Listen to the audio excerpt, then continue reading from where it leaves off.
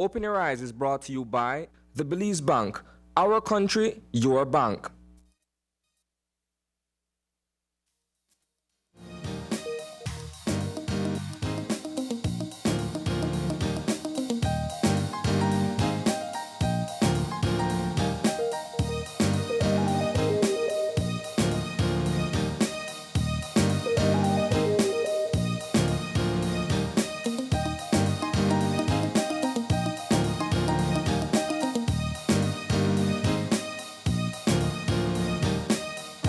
Good morning and welcome to Open Your Eye. Start your morning right. I'm Sabrina Daly. And I am Isani Keitano. And it's Hump Day. Isani. Yes, I've successfully pulled off a hat trick. You did? In football, it's called a hat trick. Right? Explain. Well, I'll simply go as far as saying this. I've completed my task in 3 days. Monday, Tuesday, and Wednesday. You made it. 3 for 3. I You made did it good. successfully. Yeah, Yes, you did. yes, and yes. of course, gracefully at that. I mean, I think we always underestimate the early mornings. We think because we are early risers that it's totally fine. But there's one thing waking up early and doing, your little hobbies. And there's another waking up early and heading to work, Yes, after 5 at that. So I'm happy to have you here with me for the first 3 days of the week. And of It's been course, a pleasure. yes, it's always a pleasure having you here, just doing our jobs and getting information from people, from our lovely guests. But we are also happy to have our viewers with us, and to our viewers, local and abroad, good morning to you, wherever you are and however you are starting your morning. We are just happy you're starting it right here with us. Yes. It's a lovely Wednesday morning, Isani. And a little on the wet side. It is, but I think that we were all looking forward to it. And I've been mentioning this, of course. It's been hotter. We've been experiencing heat waves, so getting this type of rain and moisture kind of cools down the temperatures. Yeah. And I know that we all appreciate it all across the country. But Isani, Tell me. I don't know what you want to start things with, but I think that a lot of our Channel 5 viewers had a blast last night. Last night was so entertaining. I couldn't make it to the end simply because I have to wake up very early. But I really wanted to. I'm going back to finish the end of KTV, the remix auditions. It was excellent. Did you tune in? Unfortunately, I did not. You did not? Oh my I was tied up goodness. with other stuff that I had going on. But yeah, I mean, there's no doubt the high entertainment value that comes with our products. In this case, it's KTV, the Remix Season 5. It goes without saying, and that's what we're known for. Yeah. I think that is the reason why, notwithstanding the audition show, which is edited for TV, when we do our live shows, for instance, next Tuesday, people are going to come out because they know what they're getting. Yeah. It's never substandard production, so to speak. No, last night was really great. And what I really appreciated about the audition airing was that they allowed each contestant to talk about why they decided to audition. And you'd hear similar, things like, I wanted to try something new. Yeah. I really enjoy singing and I wanted to showcase my voice. I wanted to try something different and put myself, I wanted to take myself outside of my comfort zone. And they did just that. I really enjoyed, just like the judges said yesterday, Isani, I personally believe that this season brought a lot of really talented singers. Well, it's early in the game. Well, I'm telling you though, we could tell from the auditions that we have people that can sing. Certainly. And the challenge will always be being able to deliver at a certain level. Yeah. Based on the types of songs, the genre, and so on and so forth. So, yes, some people have that natural and raw talent, but being able to polish it over the course of the coming weeks, that's where it gets a bit tricky, right? Yeah. And taking constructive criticism, of course. I think during the show itself, what our contestants, whoever will be chosen, have to remember is song choice. And that's something that all the judges spoke of last night during the auditions, because it's one thing to really love this song and it's another for that song to suit your voice. So I'm really excited about the live shows that will be taking place next week. Of course, if you missed the auditions last night, you can go back and watch it on our social media platforms. It aired on Facebook as well as YouTube. But it was really good. It was really, really good. And I can tell just by the reaction from our viewers, the comment section, they already have some favorites, Isani, like myself, but I won't name them. Well, I wish them the best. Yeah, of course we do. We wish them all the best. Whoever is selected, we're excited for you guys. And who also isn't, definitely try again next year. It might be your year. And that's what I love, Isani, because we saw some familiar faces, people that participated last season or many seasons before. I saw at least 2 persons that auditioned and was able to make it to the live shows that I recognize. I also saw people that I went to high school with that I knew could sing. So I'm really happy that they're a part of the show. You know, it really feels great knowing that there are people that have this raw talent and want to share it with the world, with us in Belize here. So I'm really excited about it. But yeah, that's what I saw last night. And I know that we were all glued to our devices or to our TVs. As far as Facebook, Isani, I saw the viewership go almost up to 5,000 people watching. And that's just Facebook. We had YouTube as well, which had over 1,000 people. So definitely people were locked in. Yeah, well, we're getting there. We did it. We know to get there. No, I'm saying we're getting there because over time, over the course of the season, those numbers are expected to grow, right? So we're only just starting, but we'll get to where we want to go in terms of peak viewership. Yeah. And I know there's going to be a lot of people as well coming into the Bliss. We know, as we said, that next week starts the live performances. So, you know, you have people that prefer that experience at home, and then there are persons that love going to the Bliss, which is a whole different experience. So whatever it is that you love, definitely catch us on Tuesdays, because we're the place to be for this season, for this summer at least. But yeah. What other things are buzzing, Isani? Well, yesterday, I'll say this. I've been diligently pursuing a story that I wanted to break for the past several weeks. And for whatever reason, wherever I turn and whoever I turn to, mom is the word. Nobody's saying anything. So it kind of took me by surprise, pleasantly surprised actually, yesterday when the leader of the opposition raised the issue of redistricting, because I know that's going to be the next hot button issue. You know, it's long overdue, that's the first thing. And this was triggered by an application made several years ago, before the 2020 elections, by the Belize Peace Movement. The guiding light is that one man, one vote. And so there has to be equity across all existing constituencies.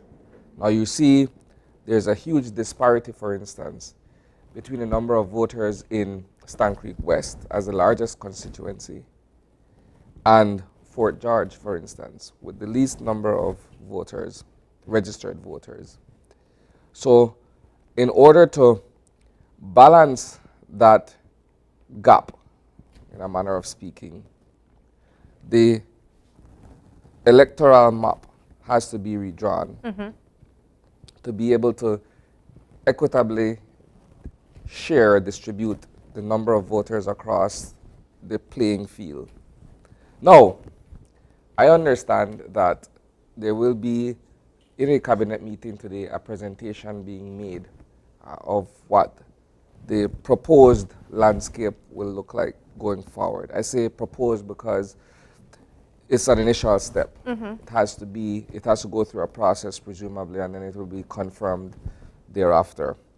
But there's already chatter being made. There's already noise being made in certain corners. And the redistricting exercise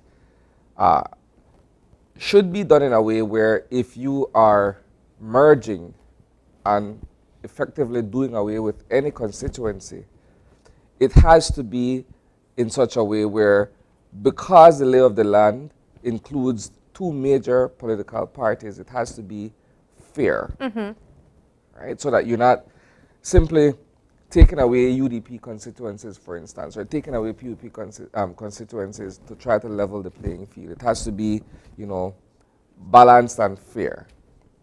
And so you already hear people. I know that one suggestion being made yesterday by the leader of the opposition was, well, let's look at Port Loyola. Let's you know, divide Port Loyola into specific parts where, for instance, Collet and Queen Square could benefit from the addition of voters to those respective constituencies. But then the Port Loyola area rep is saying, no way, yeah, that's not going to work. No one wants to lose their Because when you voters. look at, yeah, because he's arguing that when you look at the number of registered voters for Port Loyola, it meets the threshold, right? The threshold being a little over 4,000 voters per constituency. So yes, this is going to be an interesting process, because while, like I mentioned earlier, we've made several attempts to speak with the persons in authority, including the members of the commission, we haven't really heard much. We're only hearing, you know, murmurs from certain political corners and what have you. So this, I presume, will be the next big thing. Yeah. What happens? So this is what is creating the next buzz. What do you think will take place when two constituencies merges and you're left with two standard bearers deciding who will be the official standard bearer? I'll use this just as an illustration. Yeah. If you look at Queen Square and Mesopotamia, they're virtually side by side. And so if one were to join those two constituencies to make one, then there would be a face-off between the standard bearer for Queen Square and the standard bearer for Mesopotamia, so that there is one standard bearer overall representing that political party, right? So it's an interesting state of affairs. It's going to be, and I think we're going to have this conversation for a while as soon as it officially begins as well, because, I mean, I imagine the work that, you know, the standard bearer had to go to secure their loyal voters and to build that relationship with their voters, and to have to go to convention and... But there's a fear that this process can be used for gerrymandering, where voters are moved around to create an advantage for one party or one politician, right? So there's always that concern that, you know, people will use it to their advantage in an unfair way. I mean, but let's be honest, I believe that already takes place, you know. So many times whenever there's elections, we hear of persons that, of course this is just talk, but we hear of persons that maybe live all the way in a different district, but votes in, you know, a constituency in Belize City. So... Well, we had a couple of guests on the show a few weeks ago where they were talking about that. And the fact that it has to be done in a way where you vote where you reside. You know, so part of the entire process is to be able to ensure that persons are registered in the respective areas where they live. So that, for argument's sake, if you're living in Lake Independence, that's where you should vote, not necessarily in Albert or any other constituency for that matter. Wow. So yeah. Well, I definitely see that as being a conversation that we'll be having for a while. And of course, you know, we'll be looking forward to more information on that whenever they're able to speak to us about it. Because you did say you were digging. But yeah, those are two interesting conversations that we've had. I don't know if there's anything else specifically that you'd like to touch on. I mean, you started off on the right foot by, you know, going over Yeah. KTV auditions. I think, you know, a lot of people are still talking about that. So Yeah, yes. definitely. People are still talking about it. But we also need to talk about the weather because you know that we want some at least easy weather today. We love the rain, but we also don't want too much where we can't function outside because as reporters, you guys need to get out there and you don't want to be wet at least. But rain doesn't stop the reggae jam, right? Everyone says that. In our line of work, rain, hail, sleet, snow. Yeah, it doesn't stop the reggae done. jam, but I'm sure you guys wouldn't like to be in the muck, you know. But we also enjoy the cool. Yeah. So it's like we'll take whatever we get. Look at the cup as half full, Yeah. not half empty. Yeah, but I also think of, you know, persons that work in construction or wherever. Either way, guys, what we're saying is we enjoy the rain, but maybe not too much of it. But of course, we'll be getting more information from the National Meteorological Service in just a moment. As you know, they always contact us online. And we have with us forecaster Cumberbatch. Good morning, Miss Catherine. Good morning, Sabrina and Shani. Good morning. Good morning. How are you doing? A little bit sleepy. Ooh, well, it comes with the I'm here time. from last night, so I should be going home in the next hour and a half. So. All right. Well, I hope you get some rest, Miss Catherine. But let's move things over to what we can expect today as it relates to the weather. Okay. As you know from yesterday, tropical waves crossed the country, so we have been moist and unstable condition. And as the tropical waves move farther away, we expect the conditions to become less moist and less unstable.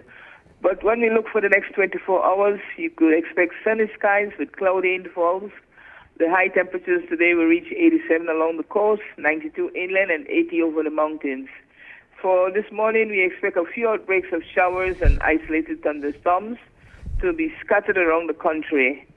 And as for tonight, the skies will be partly cloudy to cloudy, with a few outbreaks of showers or thunderstorms, but we expect those to develop mainly over the southern areas of the country, Danguiga and Punta Gorda.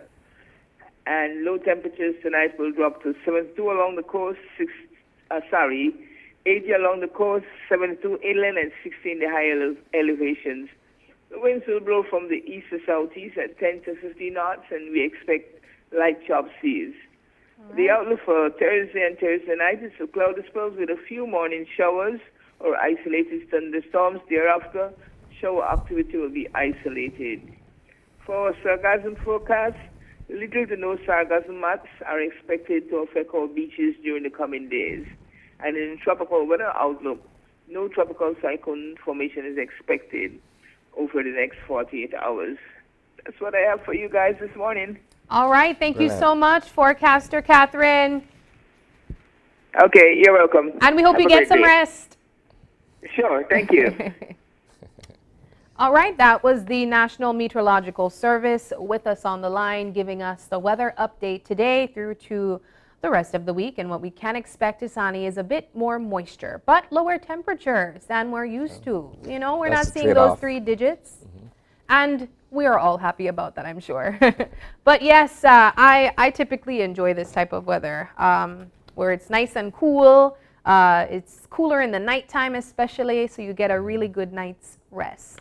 But yes, of course, we have a great show lineup, but just before we do that, we're going to go into the eye opener this morning, and it's taken from dailyom.com. And Isani, we know how it goes. It goes like this. Our actions shape our lives, but what we don't take action on can be just as powerful. Life is sculpted on a moment-to-moment basis. Every one of the thoughts we think, the words we speak, and the actions we take contributes to the complex quality and character of the universe's unfolding. It simply is not possible to be alive without making an impact on the world that surrounds us. Every action taken affects the whole as greatly as every action not taken. And when it comes to making the world a better place, what we choose not to do can be just as important as what we choose to do. It is wise to be somewhat selective about how and where we are using our energy in order to keep ourselves from becoming scattered. Not every cause or action is appropriate for every person. When a situation catches our attention, however, and speaks to our heart, it is important that we honor our impulse to help and take the action that feels right for us. It may be offering a kind word to a friend, giving resources to people in need, or just taking responsibility for our own behavior. By doing what we can, when we can, we add positive energy to our world. And sometimes it may be our one contribution that makes all the difference. Thoughts? Well, I start off by reflecting on what the eye-opener is saying in the first instance, that action is equally as powerful as inaction. So to do something is as impactful as not doing anything, depending on what the advantages or disadvantages of either one of those actions are. But I look at taking action from the point of view of being able to accept responsibility for your behavior. There are times when we say things and we do things and we expect that the world is comfortable with the words that we speak or the actions that we take. And we are in denial of how that affects other people. Yeah. So if I look at what the eye-opener is saying about taking action and responsibility, then while yes, we could always say, well, to each his own, yes, but there's a certain responsibility that comes along with that.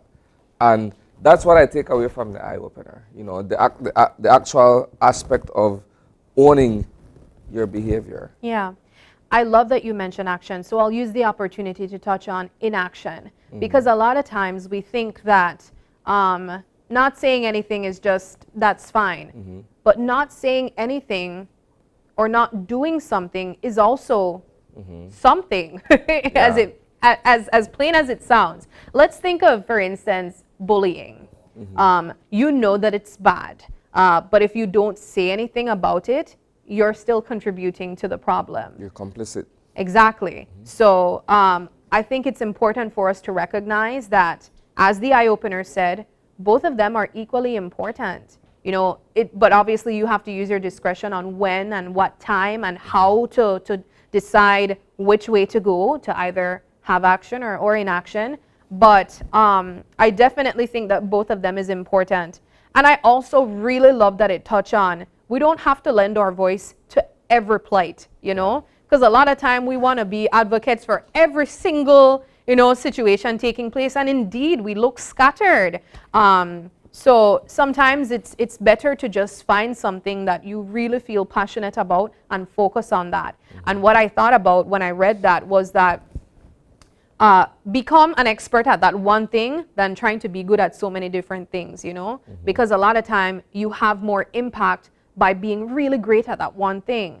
That's arguable, but that's for another conversation. That's what I believe. Of course, there are certain things that I want to try out as well, but I believe that it's great if you find a cause that you really are passionate about and focus on that, rather than being, you know, experts at so many different areas, because it kind of waters down, you know, what you're focusing on or what you're trying to advocate for.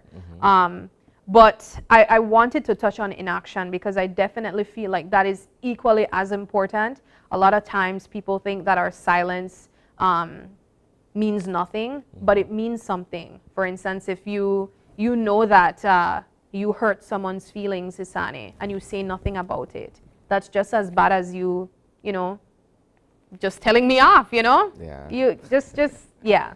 So I hope that someone took the eye-opener and really found use for it. I really look forward to these eye-openers, and I've actually been getting messages from persons that enjoy hearing the eye-openers every day.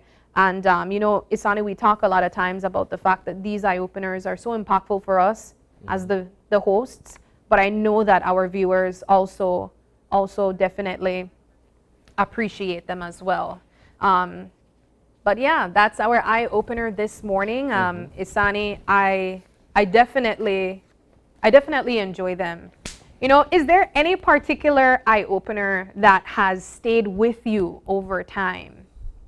Because, you know, we read a lot of them all the time. That's an interesting question. Well, while I do share my thoughts on what we share with our viewers every day, I don't have a particular eye-opener that resonates with me, but I do have one central thought that, you know, as a child I was taught that by my parents, and it'll forever be with me. I think it's perhaps from a biblical expression somewhere. To whom much is given, much is expected. And that stays with me, like, and that's the reason why I always tell myself, if you're in a great place, it's not only because you've positioned yourself to be in a great place, there's an entire supporting cast that assisted with getting you to where you are. So you are, in a sense, obliged to being grateful. And doing that allows you then to be able to turn back or look back and help other people, the ones that are supporting you. Yeah. So that is the one that resonates with me. I think that over time, as I've grown or evolved into the adult that I am now, that has also been a thought that has been left in my mind as my responsibilities grow as an adult. So I absolutely agree with you as well. But yeah, I wanted to pick your brain on that one. But we're going to move into our show lineup this morning, and we have 3 great conversations, starting things off with the Minister of Sustainable Development, Climate Change and Disaster Risk Management, Orlando Habet. He'll be joining us via Zoom to talk to us about climate change, disaster risk, and much more. Our second conversation is with the guys from the Belize Basketball Federation. They will be here to talk to us about the Under-17 Central Basket Championship that will be held in Belize. And we're going to close things off with the president or founder of It's Obviously Delicious, and really that's the name. And the president will be talking to us about the Family Fun Day event that they will be having. So I'm looking forward to all 3 of the conversations. But we're going to start things off with the Minister of Climate Change first after the break. So don't go away.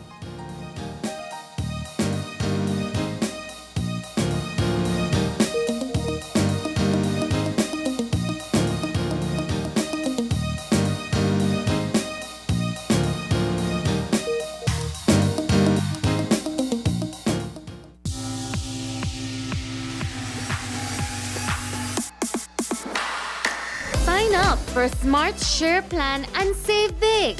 Whether you're a small entrepreneur starting up your business, a student on a limited budget, or a family trying to save, this is the plan for you. With unlimited SMS, calls, and data, we help you save. Get up to 5 lines for as low as $30 per line monthly, only with Smart. Sign up today at any Smart showroom or sales manager countrywide. So get your business going, share more memories with friends, and be ready for the day with Smart. Welcome to Design Depot, home of GE appliances. Welcome. GE appliances are designed, manufactured, and tested for real life with long-lasting performance, which makes it a trusted brand amongst builders and homeowners. Design Depot has a wide range of GE appliances such as washers, dryers, refrigerators, ranges, microwaves, and much more. Manage your daily chores more efficiently with GE appliances. Good things for life. Available at Design Depot, all in one place. Get ready, babe. We're going on a vacation. Finally, where are we going? Don't worry, babe. I have we covered. Are you sure you know where we're going? Yes, babe. Oh, right there, see?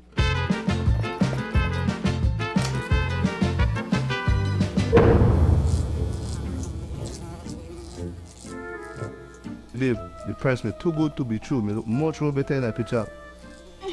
When life throws you a curveball, Belize Bank has your back.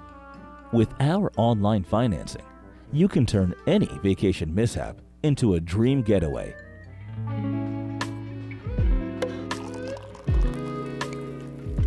Cheers to Belize Bank for making our dream vacation a reality. Thanks to you, babes, to turn things around. No thanks to you, cheapo. Out. Experience the future of financing with Belize Bank online, where you can secure funds for anything, from anywhere, at any time, all without stepping foot in a bank. Apply for a loan today and unlock a world of possibilities. My Social Security. Your direct online access to all your Social Security information. 360 view of all your Social Security information. Registration services, benefits, contributions, and employer services at your fingertips. Enjoy all the new features with your My Social Security account. Register with SSB. Submission of benefit claims. Submission of contribution statements. View contribution record. Enjoy all your My Social Security feature at ssbportal.org.bz. Social Security at your fingertips. Belize's favorite Tuesday night entertainment is back. KTV The Remix Season 5. On Tuesday, July 4th, we go live on Channel 5 and streaming on Facebook and YouTube.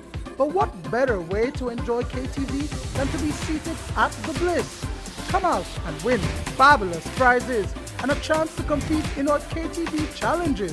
Tickets are available at Channel 5 on Coney Drive or at 88th Store on Central American Boulevard in Belize City for only $3 for children and $5 for adults. The show starts at 8 p.m. at the Bliss Center for the Performing Arts. KTV The Remix Season 5. It's going to be fun, exciting, and live only on Channel 5. Are you looking for low-cost television advertising? Have we got a deal for you? Advertise on Channel 5's Daily Classifieds. Channel 5's Daily Classifieds is one of the most effective methods for introducing yourself and your business to the community. Use our Daily Classifieds to recruit employees, promote specials, promote your products or services, promote a business opportunity, increase traffic to your website, and advertise items you have for sale. Let us help you to save valuable time and money. Call us today at 280-0013 or visit us at our offices on Coney Drive to discuss how we can help your business grow affordably. Channel 5's Daily Classifieds. Advertise today.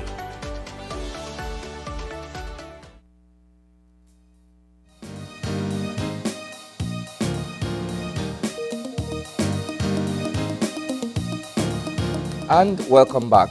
We are being joined virtually this morning by the Minister of Sustainable Development, Climate Change, and Disaster Risk Management, none other than Orlando Habet, to discuss with us a range of topics. Good morning, Minister Habet. Good morning, Minister. Good morning, good morning. Good morning, Belize. Happy to be here to join you this morning. It's a pleasant morning. Of course, we were talking about a little bit change in the climate, at least for us. Weather has changed a little bit. Lovely weather. We really need the rain, certainly. Yes. Okay, so where I want to begin this morning is naturally where we left off yesterday and the previous day. And it has to do with this entire Port Magical proposed development near the Siboon River.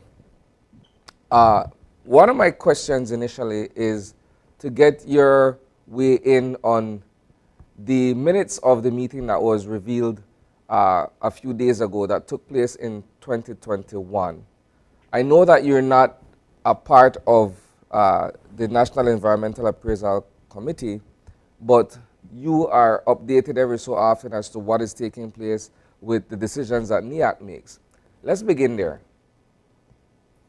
Okay. Well, certainly, as I mentioned in the previous interview, that the applications, especially from these large development projects, come into the Department of the Environment. as such, there is no legislation that says, well, you can't or you cannot submit an application. So the applications come in. I think mentioned previously also is that many times there are expectations from some of these developers, maybe rightly so on their behalf, maybe not so much on the government's behalf.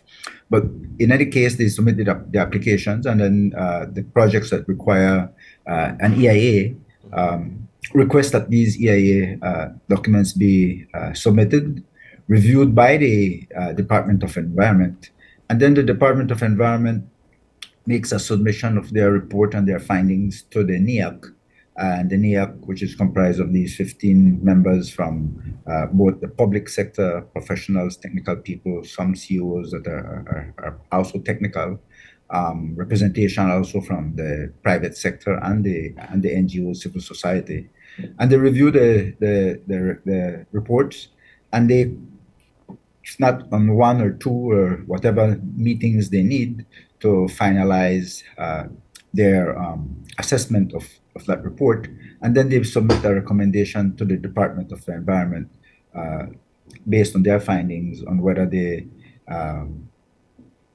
submit to accept and to possibly grant or not grant the ECP. But in the end, it is the Department of the Environment that has the final say on whether they accept that or not. When we look at the particular area in question in the vicinity of Northern Lagoon, a little north is Gales Point, a little south is the Siboon River, and this is the proposed location for this development. The example that I want to draw on is a year or so ago when Vulcan Mining proposed to do some work in that area. There was all this noise being made by the government, by the environmental community, and everybody else who considers him or herself a stakeholder in that issue. And when you look at what's taking place here, everyone is relatively mute, but we're looking at an environment that for all intents and purposes is rather sensitive ecologically. Let's get your position on that. I think there are two different projects. Certainly, one of the things that you also look upon is the project itself.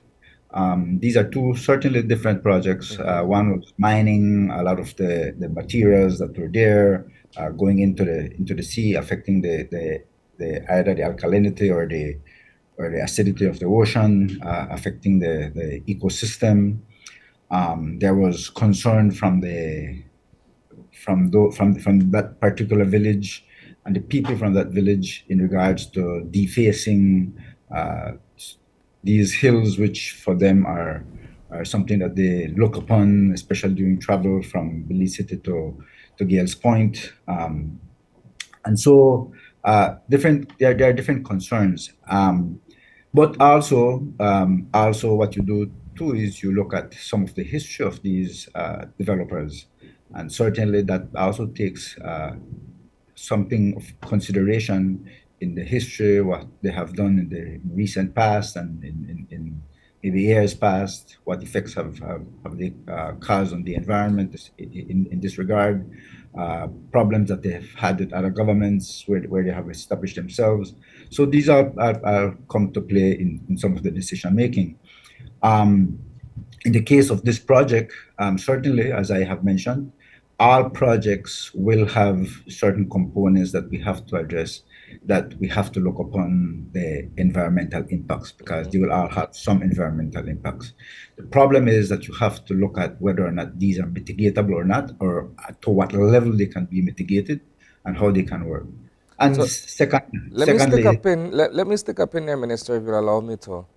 So certainly, while we ran Vulcan out of Dodge immediately for proposing to us that they would have been doing this kind of work in the vicinity of Gales Point, mining and dealing with aggregates and what have you.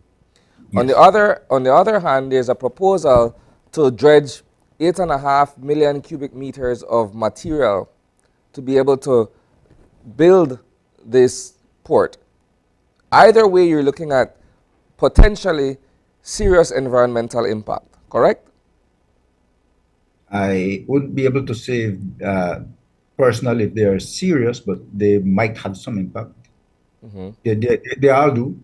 Well, it stands to reason that there's a likelihood that there will be environmental impact. Certainly, like I mentioned, they all do. It is to have that balance between the environment, the social portion of what that project will bring and benefits, and also the economic benefits that it will bring in. So you try to have that balance and to make certain that whilst you might want that part of the economic and social part to benefit your people, you also want to see that you don't have that substantial effect on the environment and things that are not mitigatable. So I am not the technical person, but I understand from the technical people who sit on the DOE and also on the NEAC that those are the things that they look at. So then, Minister, is that something that you guys are considering when it comes to the approval of the final project of the port, where it's which port has the least environmental impact? Certainly.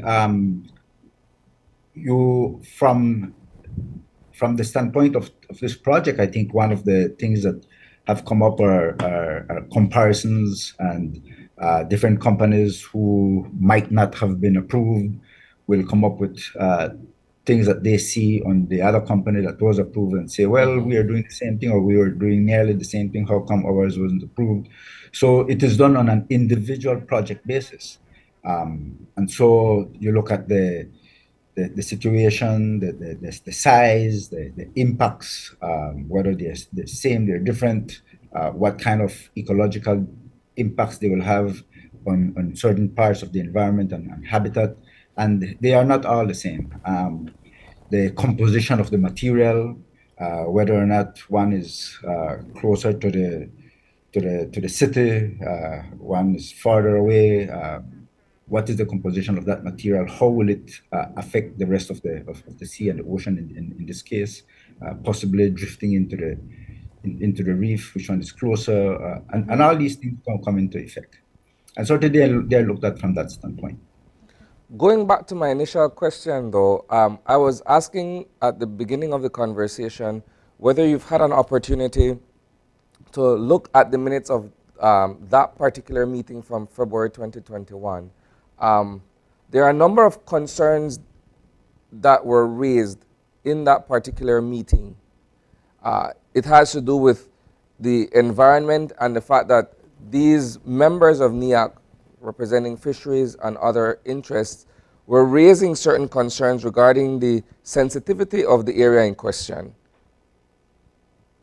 Yes, and so I believe that in the final analysis and the recommendations that came from the NEAC, which all of these groups that you mentioned are part of, the recommendation came that you can't just give a blanketed ECP to go ahead in full, unless in this case it was done through a phased approach.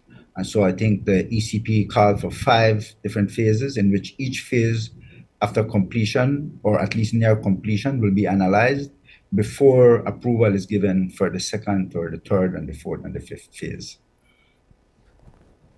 Well, Minister, we were overlooking the minutes, and we wanted to get a reaction from you with certain parts of the minutes that was discussed. And I'm going to read verbatim from the actual minutes. It says, the chair tabled the question, can the project be approved in a phased approach? The representative of the Lands and Survey Department requested an extension of the time to provide for her decision. What is your reaction to that? Well, if the ECP was granted and they needed time, I imagine that that time must have been given for them to review. If they go, remember that these representatives go there with authority. it's not the minister, it is that technical person that is there. So they go with that authority. So it doesn't make sense to send a representative who will not have that authority, because then the minister really is not the technical person.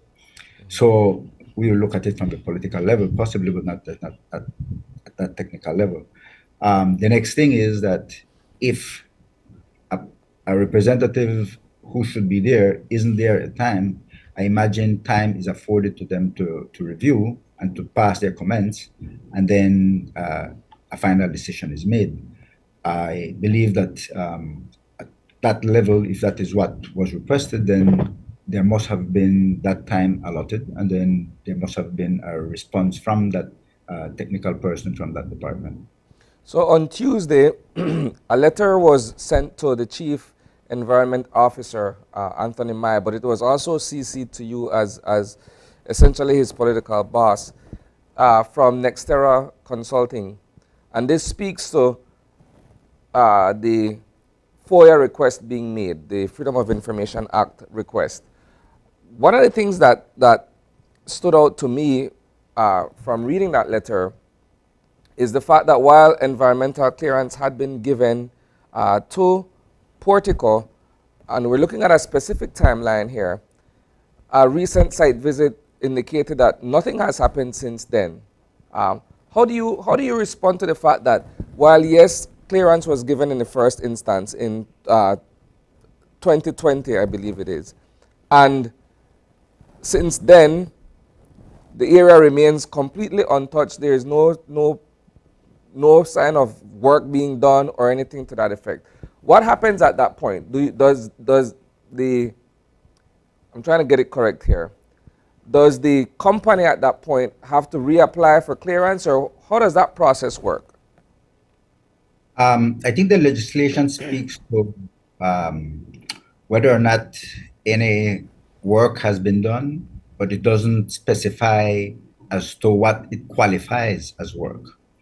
And so when time has passed, and it has occurred in other projects where for some reason or the other, or reasons or the other, they couldn't commence at the time frame that was allotted, they can reapply for a new ECP, and then the DOE will make an assessment of whether or not it is granted because of those circumstances that didn't allow them to proceed, and also whether or not any change has happened. If no change has occurred, then it is easier for them to grant that similar ECP.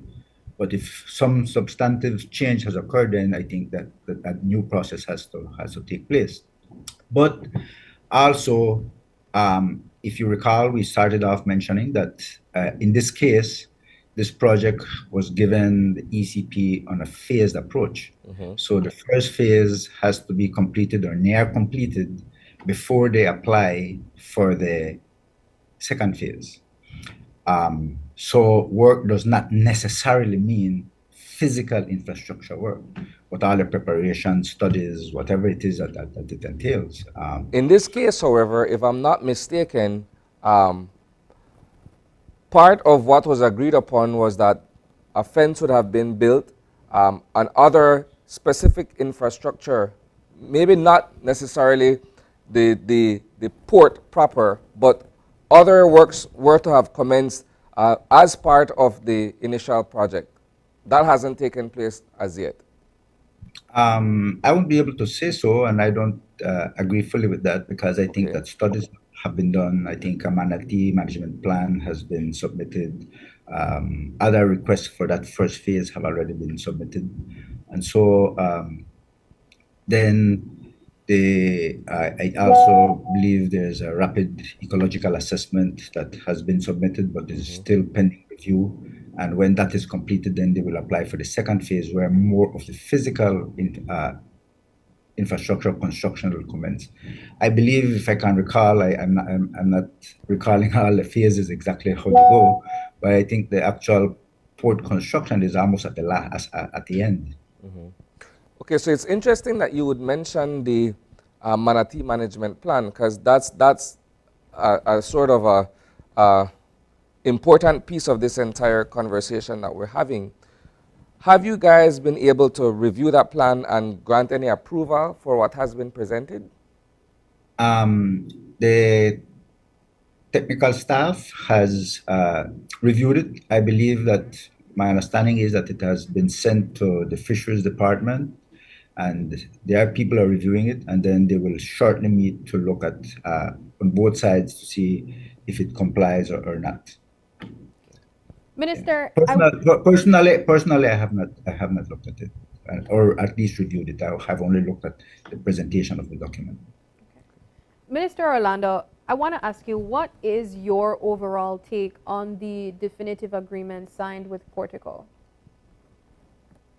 Well, we all know now from what has been revealed publicly that this agreement was signed by the previous administration, and in what we can discern, some will say well, it was illegal, some will say the minister had certain authority. It is the onus upon this administration to look at it keenly and see where things can be changed or amended, because we don't believe as a government that it can pass through the way it was signed. Going forward, if there is to be any negotiation to look at something more amenable, both for the government of Belize and, of course, the developer, what role, if any, does the Ministry of Sustainable Development play at that point? As you know, our portfolio calls under the Department of Environment to look at that particular portion, especially on the environmental impacts and what is mitigated, what is not. In terms of sustainable development, we can also have our input as to the sustainability portion of the project, but largely it is going to be a cabinet decision, which will also look at, of course, the social and economic impacts and benefits, of course. I think in the round, when we look at development and the idea of sustainable development and economic development, it's difficult at this point in time to have one without the other, but the environment plays an important role in all of it, because while you're creating jobs and what have you, and you're generating revenue, the fact that you're dealing with an area that is ecologically sensitive, and I keep going back to this because at the end of the day, we're looking at various species of flora and fauna that are native to that particular area that, for all intents and purposes, can be affected adversely by what is taking place there. Most certainly, like I mentioned, all projects, I believe even small ones, have some impact, medium ones. These projects will all have their negative side, so that is what we have to look at, and as I mentioned, strike that balance. We have to recall that Belize has been preserving and conserving its natural assets for many years. We have done that at the sort of an opportunity cost for us, both on the terrestrial side and on the marine side. We have done it at the expense and loss of development. Some of those resources we have committed to long years of conservation, and maybe even more than conservation, preservation. We haven't been paid for those, and other countries have exploited their resources, and we are now paying the consequences for some of that same exploitation. So Belize has to be very careful, certainly, and we have to look at where we want to go in terms of development. We have a manifesto, which is the Belize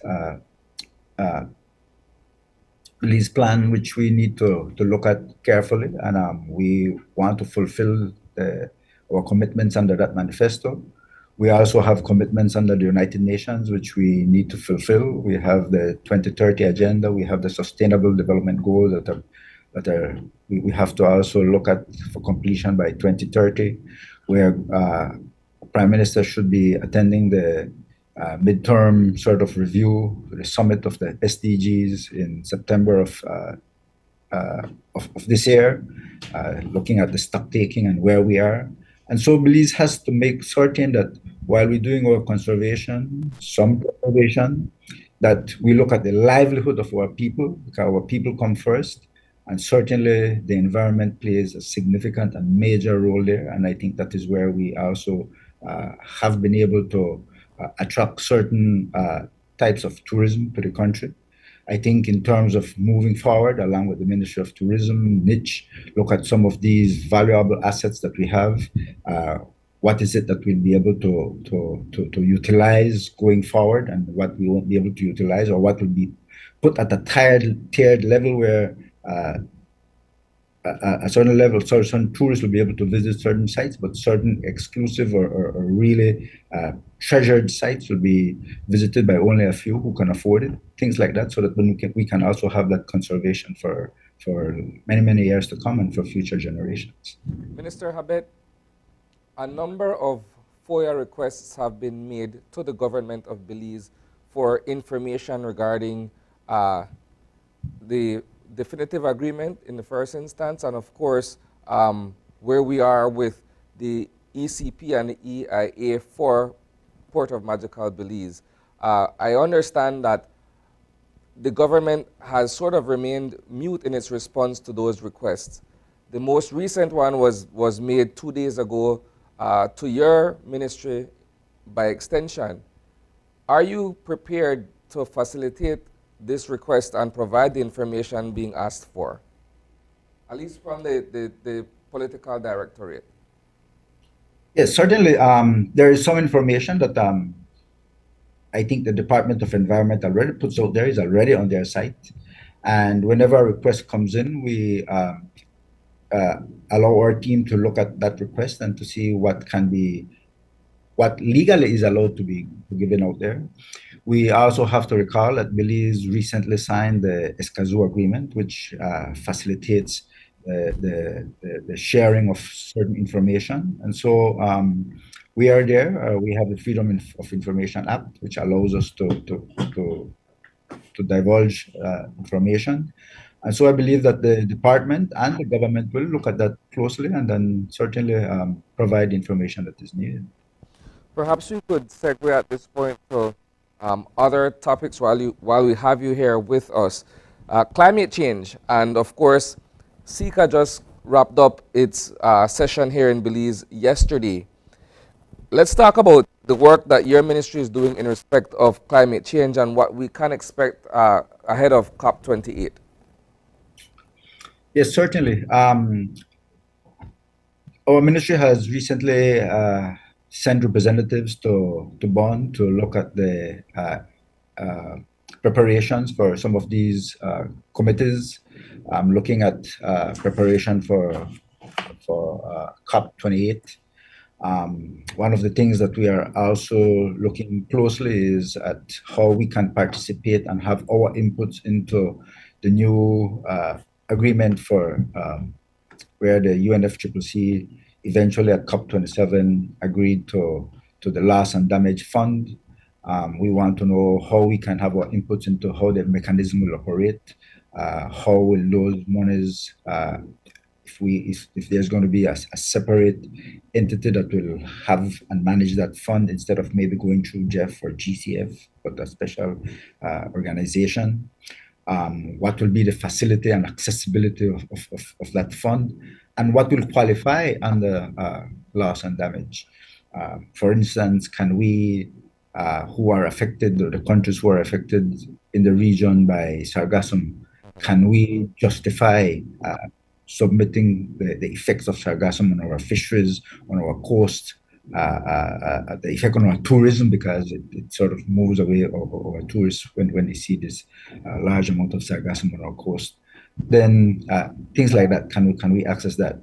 Can we look at the multidimensional variability index, in that not all countries are affected equally, but some may be in certain areas more than others? Can we put that into consideration? We are doing our part in terms of mitigation. As you know, working closely with the other ministries, we're looking at the areas of health, certainly.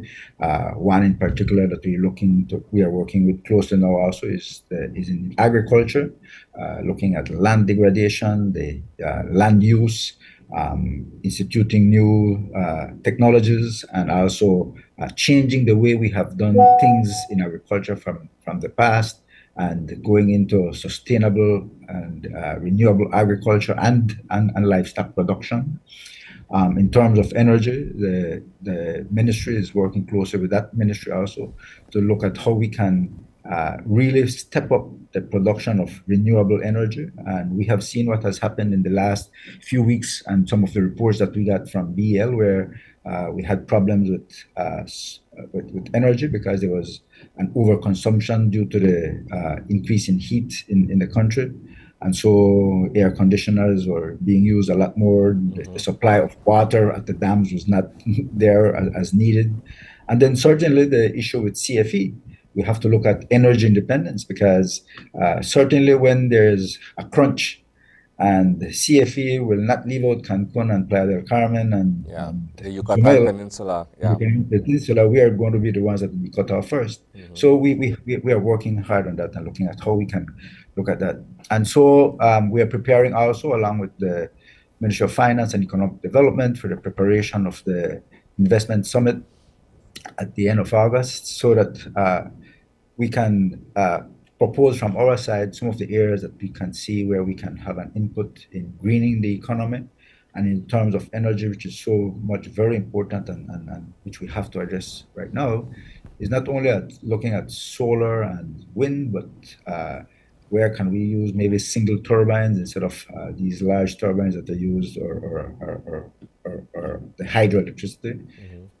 Where can we push for maybe ethanol-fired plants? So we will have to maybe utilize some of the molasses that we currently produce instead of exporting it to produce energy. Or we also have a project that we are working with where the Ministry of Finance and Economic Development are helping us to push the GCF for a project for the production of wild sugarcane for the production of ethanol. And so we are working closely with most of the ministries to see what we can do in terms of mitigation, but also adaptation. We have to look at that closely. And that is where we want at COP28 to make certain that some of the funding, or at least the funding is the way it is currently structured, to be changed from mostly going to mitigation, which we don't produce much of the emission, to go to the adaptation part, where we have to adapt and become resilient. And of course, we have to understand the financial institutions. We look at those particular projects in adaptation where you want them to be resilient, but resilient as early as possible. Because you don't want to spend, for example, millions of dollars in planting trees in an area where it is vulnerable to fires, and you planted it and a year later all of it is gone because a fire passed through. Things like that. So they have to be something that makes sense.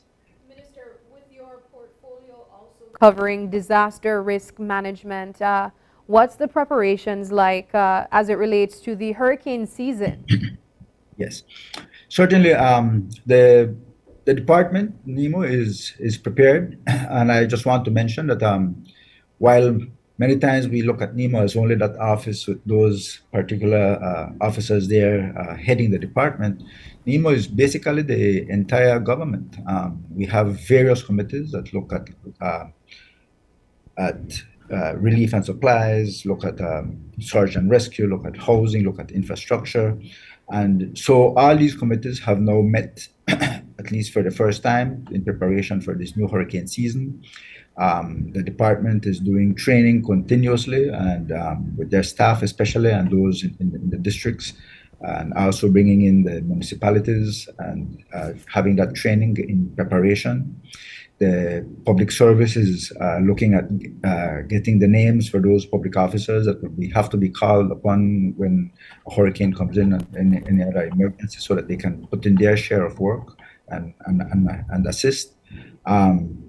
We also have last year, through the auspices of UNDP and funding from international organizations, that we produced our first PDNA, which is a post-disaster needs analysis, which goes beyond the disaster analysis of just what occurred during the hurricane time, but also includes the portion of recovery, which is so very important. Because many times we get assistance and some food here, a little thing here.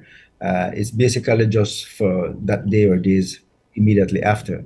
But for the full recovery, which takes years, we normally haven't been getting that type of assistance. And if you get any kind of assistance offer, it's usually in terms of loans, and it doesn't put us anywhere because it's just getting us indebted more and more.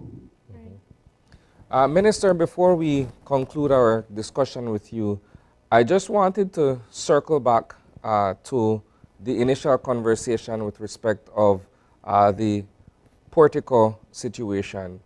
How do you respond to the criticism being levied against your ministry and, of course, the CEO in your ministry for proceeding or allowing for the push for portico in the face of all the concerns that are being raised environmentally and otherwise?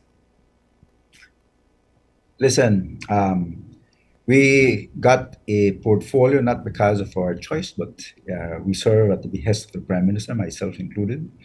And it is a large ministry. We have about 7 departments, 3 units, and the Department of Environment traditionally is always out on the limelight. Whether you do or you don't, you will be looked upon and dissected really keenly. And so we have to do what we have to do. We do our best. We have very good and very well-trained, experienced technical officers. But it is not only the Department of Environment that is well qualified, but we have people at NEAC that have substantial areas of experience and technical knowledge. And when we look at these analyses for these projects, we also have to remember that in NEAC, whilst many times we don't mention it, but it is not only government people that are in those committees, but we have private sector, the NGOs are also in there. All right. Well, thank you, Minister, for joining us this morning. Do you have any last words that you'd like to mention just before we wrap things up? Well, I just want to mention that since we are now in the hurricane season, that we ask people to really be careful to have their hurricane management plans at the household level, at the company level. We are all in this together.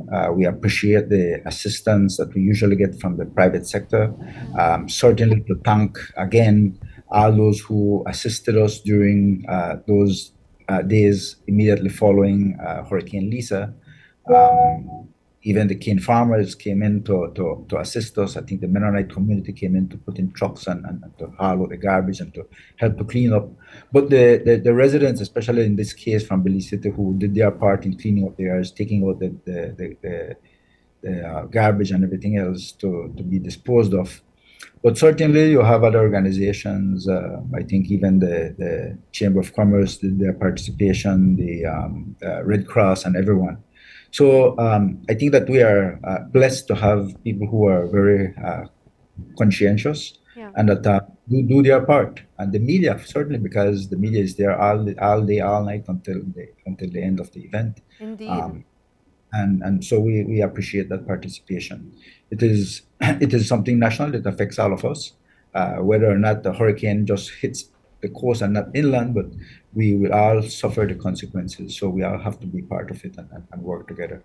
And I appeal to the public officers.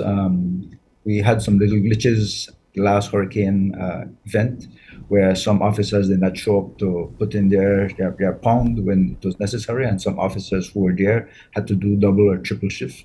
But we hope that we can remedy that situation and that the public officers will really come in to assist this time if and in case there is one other such event.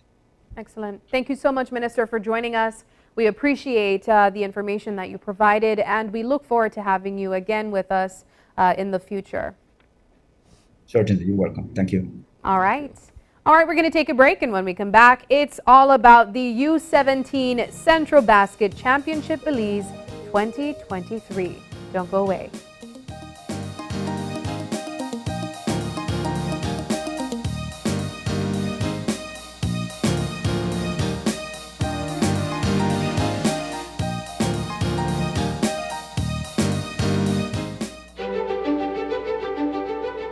Technology is ubiquitous, and it's transforming how, when, and where we work.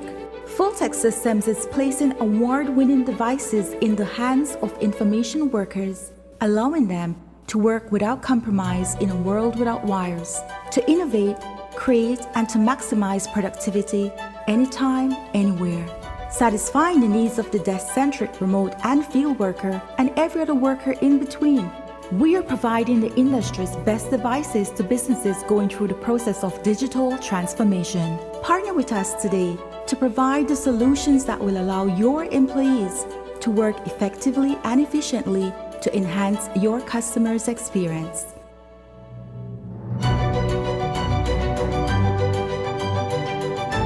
Fulltech Systems, your technology center, where you'll come for the price, but stay for the service. Ignite the innovator in you with Dell. Cellular World is an authorized partner for Dell Technologies. Whether you're looking for equipment for personal use or to transform your business, Dell Technologies can provide you with the right equipment to suit your needs. Dell is more than just desktop computers and laptops. The full line also includes monitors, data storage solutions, keyboards, docking stations, and other accessories. This is technology that makes it possible and provides solutions for every situation. Shop for your Dell products at Cellular World, your #1 Dell authorized partner in Belize, and get all the technology you want for less. Bring your brightest ideas to life with intelligent technology. Cellular World, authorized Dell partner. Belize's favorite Tuesday night entertainment is back. KTV The Remix Season 5. On Tuesday, July 4th, we go live on Channel 5 and streaming on Facebook and YouTube. But what better way to enjoy KTV than to be seated at the Bliss? Come out and win fabulous prizes and a chance to compete in our KTV challenges. Tickets are available at Channel 5 on Coney Drive or at 88th Store on Central American Boulevard in Belize City for only $3 for children and $5 for adults. The show starts at 8 p.m. at the Bliss Center for the Performing Arts. KTV The Remix Season 5. It's going to be fun, exciting, and live only on Channel 5. With so many different styles of light bulbs, sometimes it's tricky to choose the right one. Whether it's a screw-in, candelabra base, or pins, we have what you need. From lamps to ceiling fans, floodlights or chandeliers, we have bulbs available in cool white, warm white, or daylight. All you have to do is choose. Once you have chosen your bulb, the final choice is technology. LED technology is energy efficient, long-lasting, produces a high-quality light, and saves you money. Choose wisely and let Benny's be your one-stop for lights. Benny's, quality and saving. Are you looking for low-cost television advertising? Have we got a deal for you? Advertise on Channel 5's Daily Classifieds. Channel 5's Daily Classifieds is one of the most effective methods for introducing yourself and your business to the community. Use our Daily Classifieds to recruit employees, promote specials, promote your products or services, promote a business opportunity, increase traffic to your website, and advertise items you have for sale. Let us help you to save valuable time and money. Call us today at 280-0013 or visit us at our offices on Coney Drive to discuss how we can help your business grow affordably. Channel 5 Daily Classifieds. Advertise today.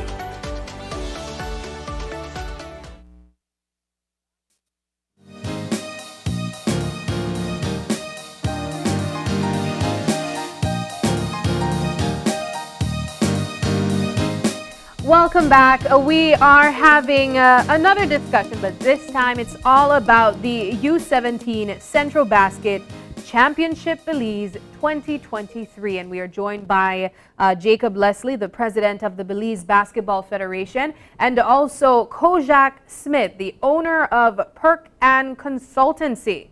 Perk Plus. Perk Plus Consultancy. Yeah. Good morning, gentlemen. Good morning. Good morning. Good morning. Thanks for having us.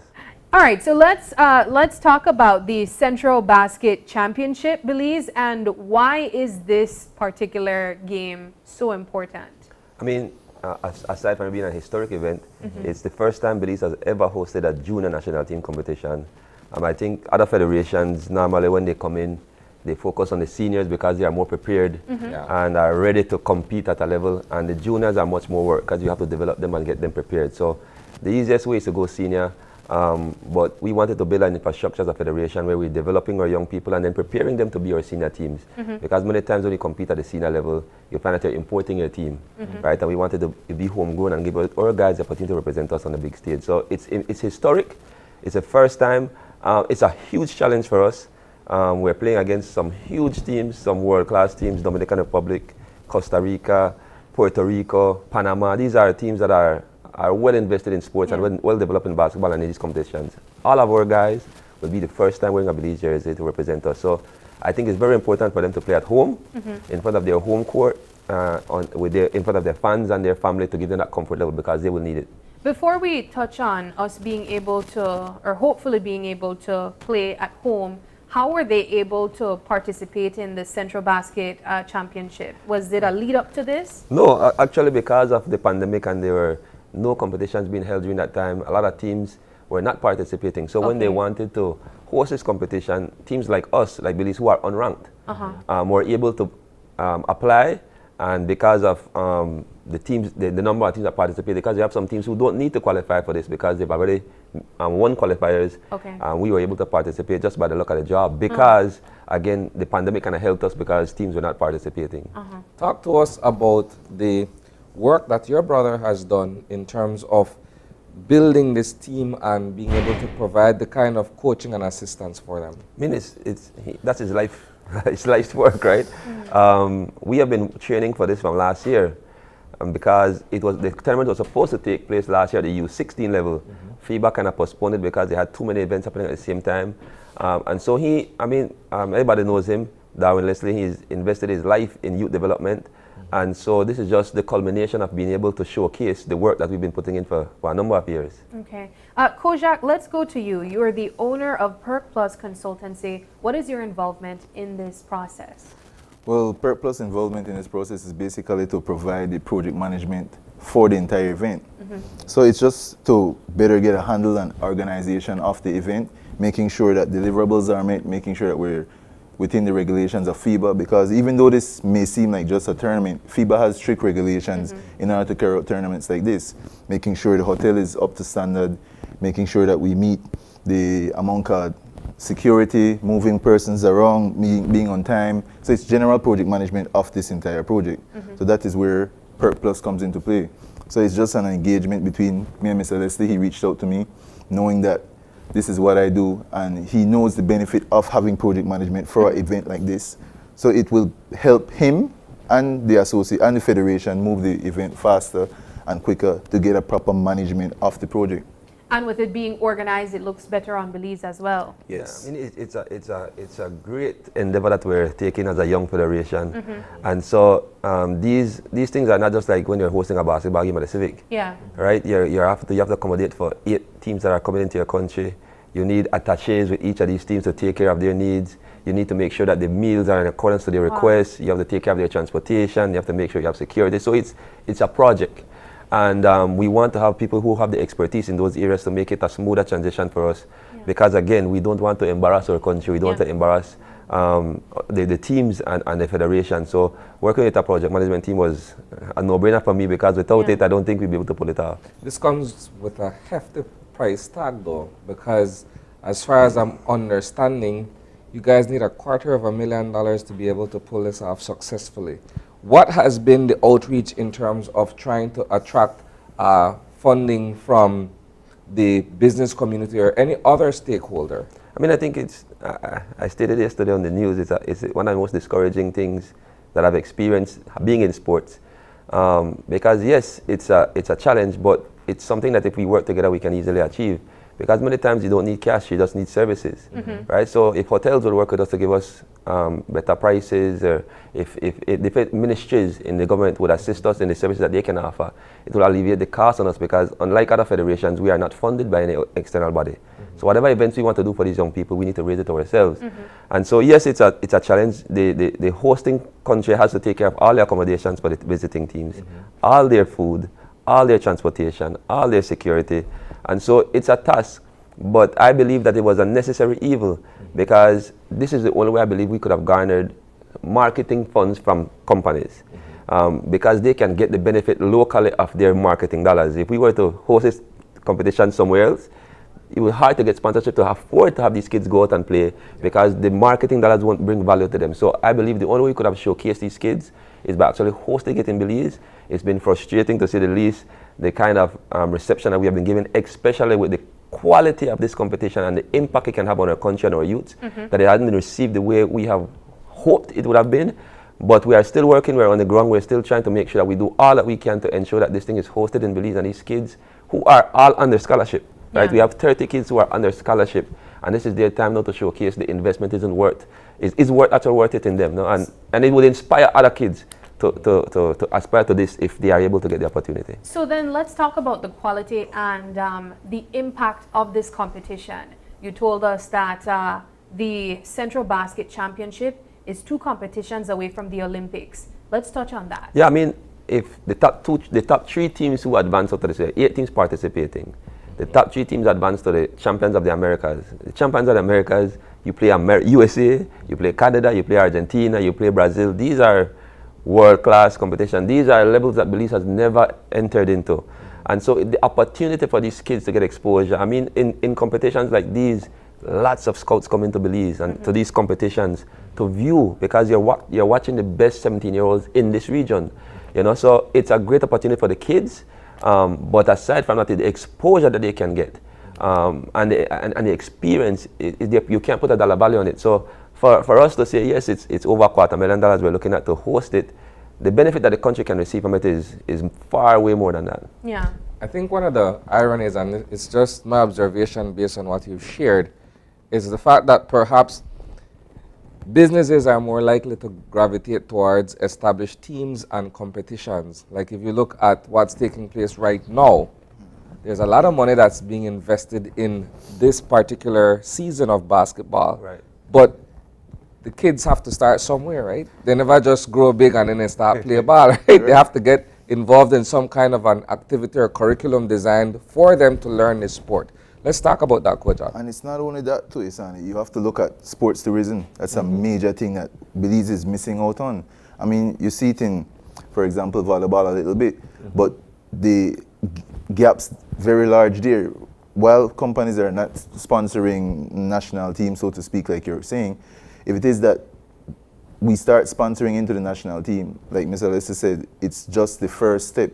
If our team does good and we could advance to another competition, or we perform well in terms of setting up the event, making sure it runs smoothly, everything is up to FIBA standard, and we make a good name for ourselves, we can host other events going forward. And that's bigger events, meaning more adults coming in, more people coming into the country, people staying extended time beyond the competition, getting to see the country, and hotels get extra funding, vendors get extra income coming in. So it's an economic boost all around. So if we really start put sponsorship in these programs, and I'll tell you, like what you mentioned earlier with Poppy Darwin, he's been doing this for a while along with several other coaches in Belize. So these youths have been exposed to discipline, proper training. So it's not like we're just putting out a team just to say put out a team there. I think that the team could be very competitive, and if we continue investing in youths, we can really build something and a product that can be marketable throughout the world. And that is just where we are at this point. In terms of managing the event, there are several key aspects that we're falling short on. For example, as Mr. Leslie mentioned earlier, we are missing funding. Funding is a very key area that we are missing, and as well as resources, human resources. The competition requires several deliverables, and there are certain points that these deliverables have to be met. And if it is that we don't meet these deliverables, the chances are for us to not host this competition is very high. At the end of this week, we need to have some serious progress in the planning and the structuring of this event, or we'll have to regretfully back out. So your deadline is this week? Yes, so it's critical. It's a critical point at this point in time. There are several different procurement that needs to be made, several different communication with FIBA, making sure that certain things are in place, hotel accommodation, food, having transportation in place, security. So we need anything that the public is willing to give or donate, time, resources, finances. Those are all important at this point in time. And while it may seem ad hoc, it's not. We've planned this out, but as Mr. Lester mentioned in the newscast last night, we have had commitments, but some of the commitments have reneged on us. Yeah. So this is a very critical point. It's either go or no go at this point in time. Do or die. We're appealing to the public that this is a major opportunity for Belize. If it is that they can help or support the project in any way or form, could always contact the Belize Basketball Federation and see how best you could help or apply your technical skills or financial resources. Just to add to that, the reason it's so important that we host it is because we begged for it, right? I mean, me and the Secretary General traveled to Miami and we begged FIBA to host this competition because we have some young men that deserve to be showcased, right? We have a kid, Douglas Langford, who's about 6'10", who's received numerous Division 1 scholarships, and we have had few individuals in this country who have received Division opposite. We have another kid, Ian Parham, who has got numerous Division 1 scholarships. So we have kids that are at a high level that need to be showcased, that need to be, the Belizean public needs to be aware of these kids, and we need to put our investment into these kids to make sure that we give them the opportunity to have their full potential, right? If by any means we were forced, and I'm hoping that that doesn't come to pass, that we would have to withdraw, it's a great challenge for Belize to get back on the map in basketball, because FIBA would never grant us another opportunity to host, because when they did, a month before the competition, you bailed on us, and then it puts FIBA in a bad position, and it puts Belize in a bad position, and these youths may never get the opportunity to put on a national team jersey again. Wow. So it's difficult. Like I said, it's been a frustrating process for me and for the Federation, but we're not out of it, and we're still on the ground, we're still fighting. I mean, we're still in communication with government officials, and we're still hoping that they come through last minute for us. Private sector, we're hoping that they understand the value of what this is. This is for country. So here's a question. There's an entire Ministry of Sports that should, in principle at least, be able to assist, if not financially, with the resources that it has to be able to facilitate this kind of an initiative.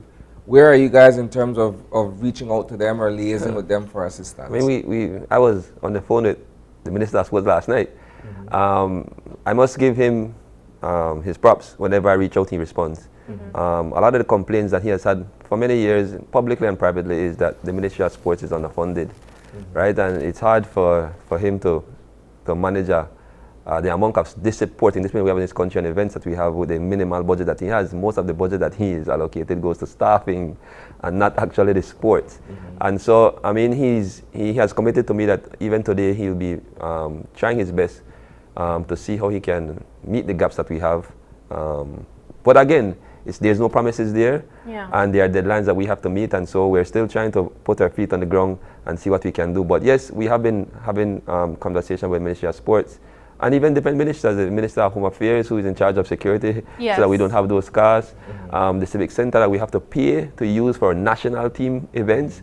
Those are things that we don't think we should be able to have to find funds to pay to use a facility for our national homegrown boys to play basketball in. But these are but these are those things that structurally we need to understand the importance of sports, and this society needs to understand what sports can do for these young people, male and females. And until we do that, we're failing them and we're failing our society. Let's wrap things up by talking about the athletes that will be playing. What are their reaction to the potential of what this game can do for them? They're excited, right? And that's the part. We've been, like I said, we've been working from last year. So it's for them to not get the opportunity, I can't deliver that message. Like, I can't go to these kids and say, man, we've been working for over a year, but unfortunately we can't do it. You know, so they're excited, and we haven't even had these discussions with them. They are preparing fully to participate. And we were practicing yesterday, we're practicing again tomorrow on Saturday. So we're continuing to move in a position where we're giving them reassurance that we on our end will do everything to make sure that you guys are put in a position to express your skills. So you focus on the game and let us focus on the other side of it. But I mean, it's a great opportunity. We have 4 kids who are Belizeans who are playing in the United States right now, who are already made arrangements to come into Belize to help us bolster this team, to help us compete at the highest level. Arrangements have already been made. So I think we are full in, And so it's just for us to really, as a country and as a government and as private sector, decide what is more important for us, like you said, Isan, is it a professional league in Belize showcasing players who are being paid to play basketball, that a lot of them are not even from our country, or giving our young people opportunity to compete at the highest level and give them that exposure so that they can be professionals in the future. And I think that's where we have to have a seismic shift in our view. This is where it's important, saving our young people and giving them opportunities, because if we do that, the amount that they can inspire. You know, we have never seen a Belize team play against a US team in basketball. And we have that opportunity. We're one competition away from that. And for us to not maximize it, it'll take basketball 10 steps backwards. And basketball, say what they want, with the least investment, has always produced medals. Whenever they go, they do a good showing. And we believe, again, that these 17 and under, who the core are our homegrown boys, should be given that opportunity to showcase their skills. And that's all we're working for. Yeah. Gentlemen, we hope it works out. And we look forward to you know, whatever progress you guys make. Thank you guys so much for joining us. Appreciate it. We appreciate the information. We're going to take a break, and when we come back, we'll be joined by the founder of It's Obviously Delicious to talk about their family fun day. Don't go away.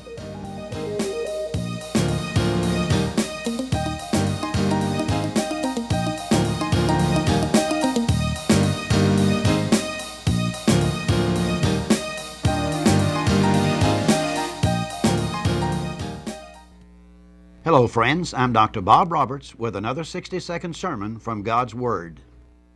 The Bible says, "The righteous shall flourish like the palm tree. It shall grow like a cedar in Lebanon. They shall bring forth fruit in old age, to show that the Lord is upright."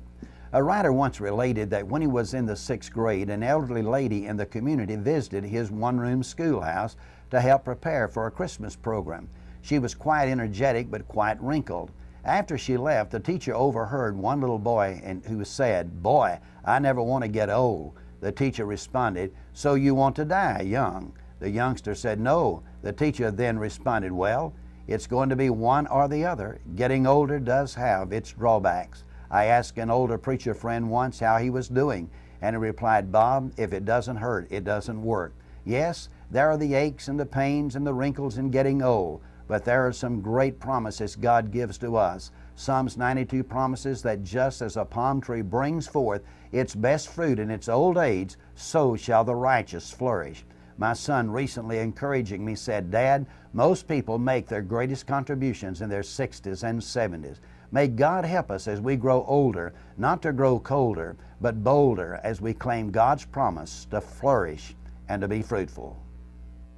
Today's 60-second sermon has been presented by Christian Foundations of Faith in cooperation with the Baptist churches in your area.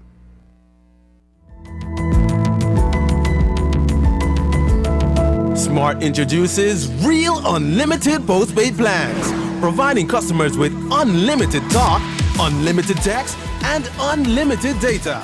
Now that's a real great deal. With Smart Plus, Share 1 and 2, and Enterprise 1 and 2 plans, you can talk as much as you want, text as much as you want, and for the first time ever in Belize, you can enjoy unlimited data with your postpaid plan. So come in and sign up for an unlimited postpaid plan and enjoy limitless possibilities. In addition, other plans such as the Flex Junior, Choice, and Select have been boosted with a lot more talk, text, and data, providing you with the best value for your budget. Be unlimited with Smart. It's time to power your dollar with Smart. Hello eCash user, the eCash app is now available in Spanish. Changing the language in your eCash app from English to Spanish is quick and easy. Let me walk you through the steps. First, open your eCash app. Enter your PIN. Tap the More icon at the bottom of your screen. Choose Security. Select Language. Tap on Spanish. Then re-enter your PIN. And that's it! Your eCash app is now in Spanish, and you can continue to enjoy your eCash digital wallet. Belize Bank's eCash app makes life easier. Belize's favorite Tuesday night entertainment is back. KTV The Remix Season 5. On Tuesday, July 4th, we go live on Channel 5 and streaming on Facebook and YouTube. But what better way to enjoy KTV than to be seated at the Bliss? Come out and win fabulous prizes and a chance to compete in our KTV challenges. Tickets are available at Channel 5 on Coney Drive or at 88th Store on Central American Boulevard in Belize City for only $3 for children and $5 for adults. The show starts at 8 p.m. at the Bliss Center for the Performing Arts. KTV The Remix Season 5. It's going to be fun, exciting, and live only on Channel 5.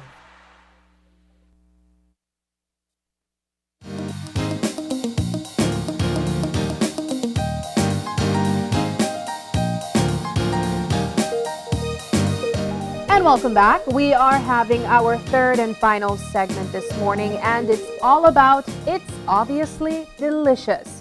Now, that name on its own is very intriguing, but we are joined by the founder of It's Obviously Delicious, and that is Lavon Carrillo. Good morning. Good morning. How are you? I'm good. I'm doing good right now, you know. Okay. Well, so here's the thing. I want to start with the name. What is It's Obviously Delicious, and why the name? Well, I was thinking of names, different names to come up with a business, you know, and I didn't want to put it into a certain section, you know. Some people go into a certain section, Mexican, they go into Chinese cuisine and so forth. And I'm like, you know what? I'll just put a name that's general. Covers everything. Covers everything. Because they're all delicious. They're all delicious. Every single food you can think of. It's all delicious, so it's obviously delicious. Yeah. So you are a caterer. Yes. And you prepare every type of cuisine. You don't focus on one particular type, Mexican or anything. Let's talk about why you decided to go into that. The food business, well, when I started off doing sales only like once a month, twice a month, and so forth, just to test it out. And I saw, oh, well, this is doing good, you know, people like the food, the public was giving good feedback, and you know what, I said, you know what, this can be a business, this can be something big. So I started venturing into different foods. You know, I started off with the basic Belizean foods, you know, rice and beans, stewed chicken. Then I decided, you know what, let's try fast food, and I got feedback. Then I went to Philly cheesesteaks. Those are from the Philippines. I started doing ramen bowls. Wow. There's anything you're craving. You can always ask me to see if we can cook them for you. Lavon, what I find interesting about your business is that you are 19 years old and you started this 2 years ago. So Yes. you would have been 17 and you had the idea of opening a food business at 17 years old. Let's talk about why you decided to do that. That's very unique for a young person at that age, I would say. Well, I was 17. I think I was in third farm going to fourth when I started. Yeah, I was in fourth farm almost entering. That's the reason I couldn't open full time. Then I used to, when I began, I used to cater for businesses. You know, there's a lot of workers that are untapped customers. They can't come out of their work. They can't have time to go home, or they don't have time to arrange deliveries. So I decided those are untapped sources. Let's hit that. I got into contact with some workers that do deliveries, and they prioritized that time for me. That's where it all started off, like that. In high school? Yes. Wow, that's an interesting I know, story. I thought it was interesting. How have you grown since then in terms of your perspective on business, in terms of your outlook on customer satisfaction? Because you're dealing with people and you're dealing with food, and food is one of those things where you either have it or not have it. I know. It's very true. That's very true.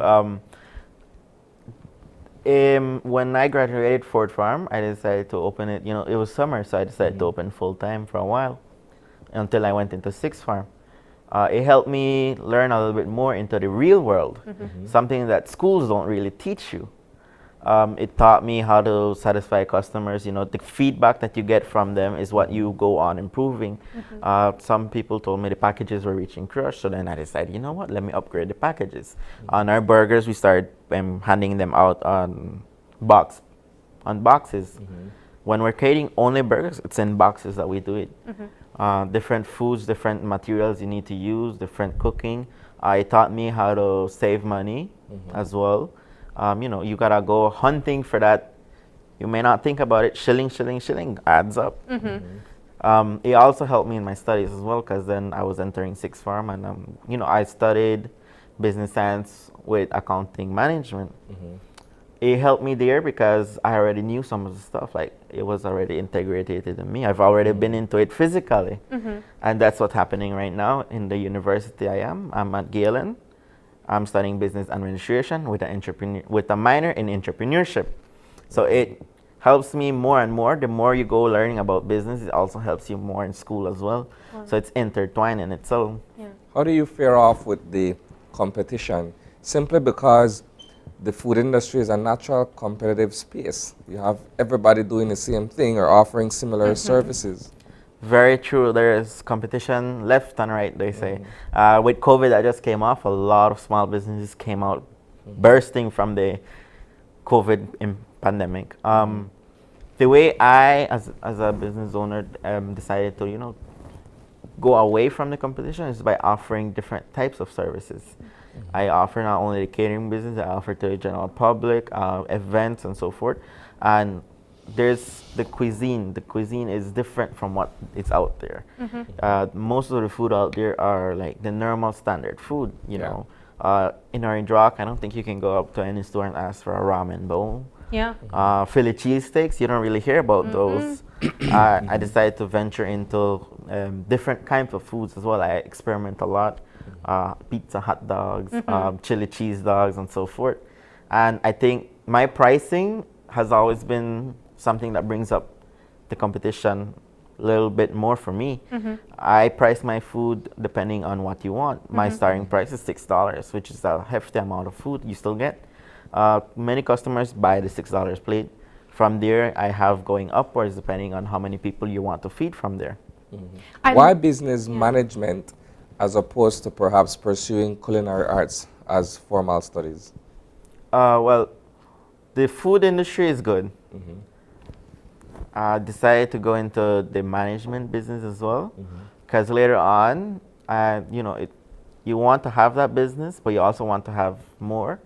And instead of just staying into the culinary, just focusing on that, you want to have a little bit background of something else as well. You know, that can make you expand to other projects. Yes, I can expand to other products as well. You know, in business administration, you learn about international relationships, international business, foreign languages, and so forth. With those kind of lessons, well, you can go into something more than what you already have. Lavon, I find it so intriguing that you have challenged yourself to learn to make different dishes that, you know, we wouldn't normally find at restaurants. Is that something that you try to incorporate into your menu, where it's almost always different? My food is different every single day. Wow. You will find my food repeating maybe once a month. Okay. It repeats itself once a month.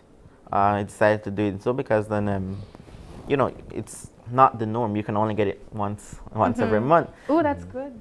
You won't be able to say, maybe I did chili cheesesteak Monday this week. I won't do it again until another month. So you won't get tired of the food.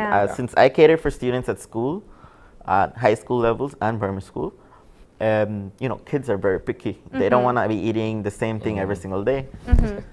Personally, I wouldn't want to be eating the same thing every day. Yeah, they have people who really can't eat the same thing 2 days in a row. No, I really don't like it.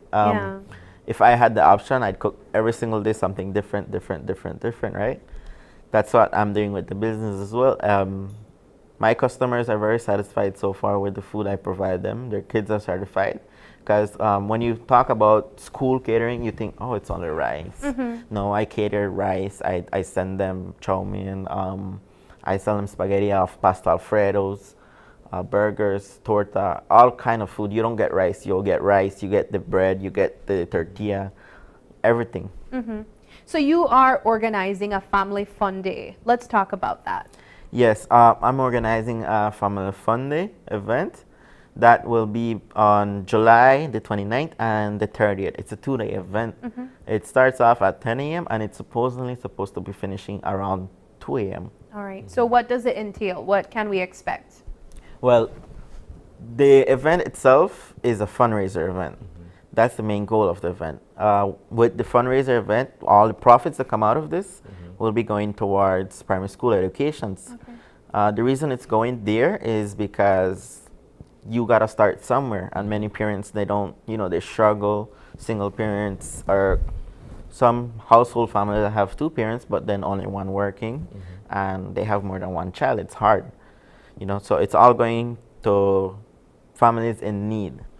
The reason is that because, you're a primary school student, you need to have at least that level of education at this time of age. What drove this initiative? What brought you to this realization that you want to do something to be able to help in this manner? Okay, well, the way I saw the world was that it needed help. It needed something or someone, to bring back its life, not only in the community, but also the people you don't really see every day. This event is something to bring back life into Orange Rock. Orange Rock used to be the hype town, but when COVID came, things dialed down. And I like seeing Orange Rock with liveness. I like seeing the action. And why not have action and also have giving it a purpose? The reason I started this was I started working for a while with part-time as a driver with Statistical Institution of Belize. I was their driver, and they drove around Orange Rock town, the villages, and I used to see the people. I used to see the elderly. They're living on their own. They don't have much people to help them. Single parents, the mom, and they have kids running around. Their housing isn't the best. Roof is leaking. They need help. They need that. So, why not be that extending hand that can help them out? Yeah. So what all can we expect at the Family Fun Day? Do you have any entertainment? I see the flyer and I see a lot of familiar faces on it. We have roughly about 16 DJs and artists. That's including the artists as well. It's 4 artists. The artists that will be going out to sing is Eddie B, Yadi Kid, Lavon, and Tiny Melodies. Then we have our DJs. We have, starting from the most popular ones, the most well-known ones, DJ Chris, DJ Jerry, DJ Scott Man. We have, Evolution Sounds, from Belize, Evolution Sounds. Yeah. We have Prince Kevin coming out to go. We have our Fresh Made Sounds, which is DJ Jerry. There's a lot of people that will be out there singing, and I'm very grateful for them because they're going out as volunteers, giving their time and their talents. They're showing it off. This event not only comes off with that, we also have our guests, Basement Fox, Yuhan, and Wani Watch. They will be there as well. If you want to take a selfie with them, they will be there. Content creators. Yes. So is there a price associated with the entrance for the Family Day? Yes, the Family Day, the price for adults only is $3. Oh, wow. Kids enter free. Okay. And the location? Location is at Stadium, the softball field. Okay. The day starts at 10 a.m. Saturday we'll be having a big opening ceremony. Then we have around 50 different businesses that will be out there selling their products. You can entail into family fun games. We're gonna have from family war, water balloon war between families, teams, to free-for-all water balloon war. The water balloon starts off at $5. You can enter there for $5. You get around 40 bullets, 40 water balloons. You can either just pay free for all, or you can decide to sign up for the competition. The competition is $10. $5 for the competition and $5 for the bullets.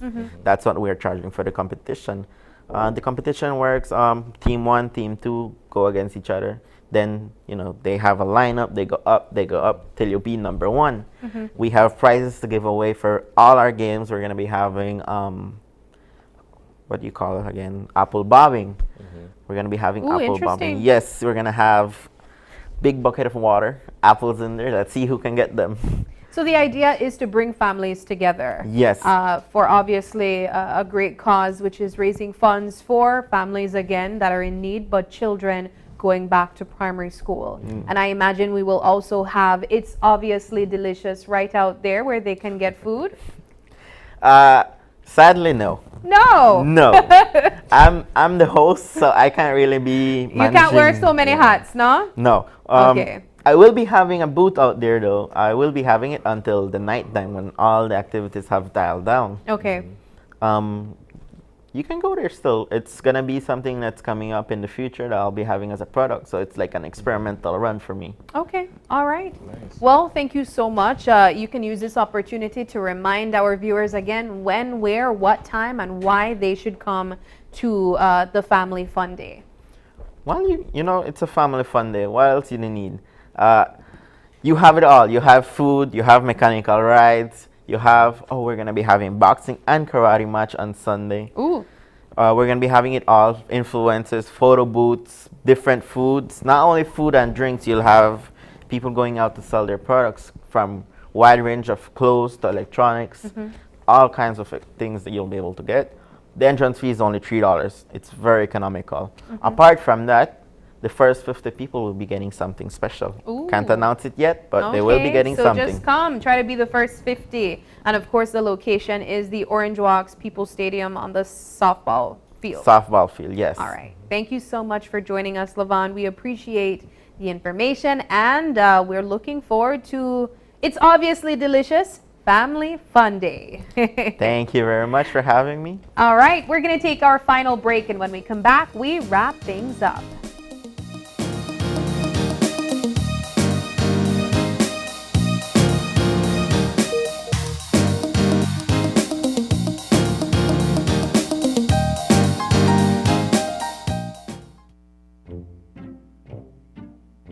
Getting ready, babe. We're going on a vacation. Finally, where are we going? Don't worry, babe.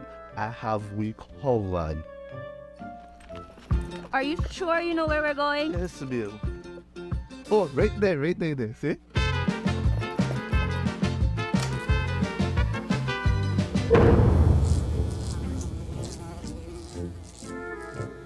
Babe, the price me too good to be true. Me look much more better in that picture.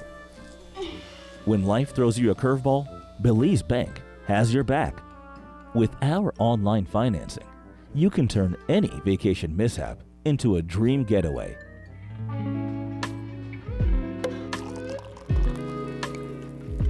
Cheers to Belize Bank for making our dream vacation a reality. Thanks to you, babes, to turn things around. No thanks to you, cheapo. Out. Experience the future of financing with Belize Bank online, where you can secure funds for anything, from anywhere, at any time, all without stepping foot in a bank. Apply for a loan today and unlock a world of possibilities. Smart introduces Real Unlimited Postpaid Plans, providing customers with unlimited talk, unlimited text, and unlimited data. Now that's a real great deal. With Smart Plus, Share 1 and 2, and Enterprise 1 and 2 plans, you can talk as much as you want, text as much as you want, and for the first time ever in Belize, you can enjoy unlimited data with your postpaid plan. So come in and sign up for an unlimited postpaid plan and enjoy limitless possibilities. In addition, other plans such as the Flex Junior, Choice, and Select have been boosted with a lot more talk, text, and data, providing you with the best value for your budget. Be unlimited with Smart. It's time to power your dollar with Smart.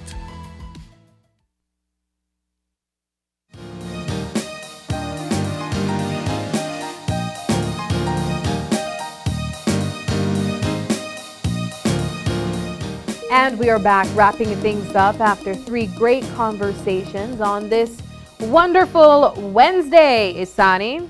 I enjoyed all 3 of them. Definitely, we had an insightful conversation with the Minister of Climate Change, Disaster Risk Management, Orlando Habet.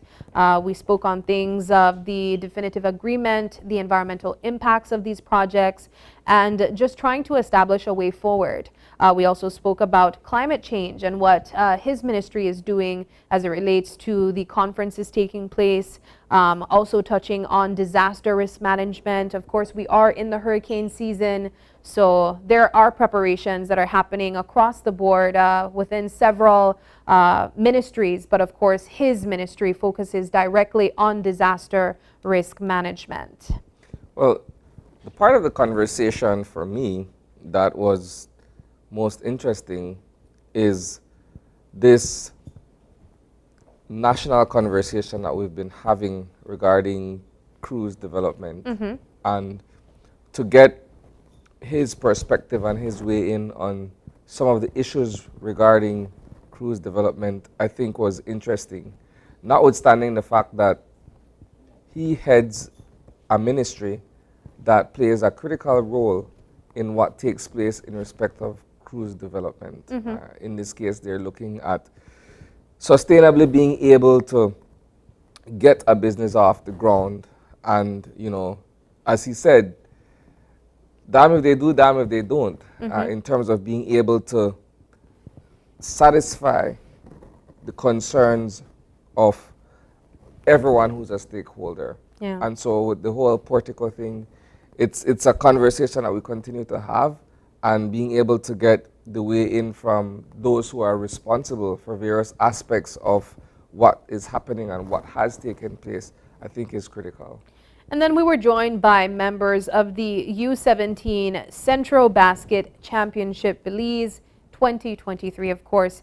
We were joined by two representatives that are trying to establish Belize as the host country of this huge basketball competition that would bring many opportunities for not only Belize as a tourism market, but also for the players. As Jacob Leslie explained, this particular competition is two competitions away from the Olympics of basketball, and that is on its own really, really important for us to recognize. Of course, they are trying to establish funding for this project. It runs a hefty price tag up to $250,000, I was aware.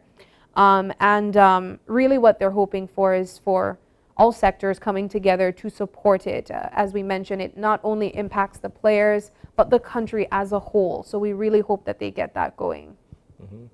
And our final conversation this morning, I think what to me was most interesting is that here's a young man who got into entrepreneurship at a very early age. You know, at 17, most teenagers aren't thinking business. They're thinking, you know, something else that's, you know, that's engaging for youths. And so to see him, you know, go in that direction while maintaining his academic pursuit, I think that's admirable. Yeah, I mean, definitely. That was one thing that stuck out to me from the start, because as I saw him, I immediately asked, hey, what's your age? You look young. And he explained to me his backstory of doing this in high school. As he mentioned, he was in third form or fourth form when he started his business, and he was trying to fill a gap. So he's already using business lingos. I thought it was really interesting that a high schooler, at that time, Isani, you're focusing on CXCs and SBAs, but he's focusing on his business as well, catering to business places as well, and students also. So learning that he has decided to not only establish himself as a business person, an entrepreneur, while studying that at a tertiary level institution, but he's trying to give back as well to young students going to primary school. I really think it's honorable. So he's having a fun day in July, and he's inviting all families to come out to Orange Walk to take part in some very fun activities where you can win prizes, you can meet social media influencers, and just enjoy entertainment and food. So we really look forward to that event, and we wish him all the best. But yes, that wraps up our Wednesday. We had 3 great conversations, and of course, we want to thank you, our viewers, for staying locked in with us. We don't have any birthday shout-outs today, but to whoever is celebrating a birthday, we want to say happy birthday to you. But if you'd like to give a birthday shout-out, or if you have any questions or concerns, you can send us an email at oye@channel5belize.com. But please, you can also stay tuned on our Facebook page at Open Your Eyes BZ, and for behind-the-scenes content on Instagram at OYE Belize. Again, thank you guys so much for joining us. And join us again tomorrow as you open your eyes to start your morning right. Until then, keep your eyes, your mind, and your hearts open. Have a great hump day.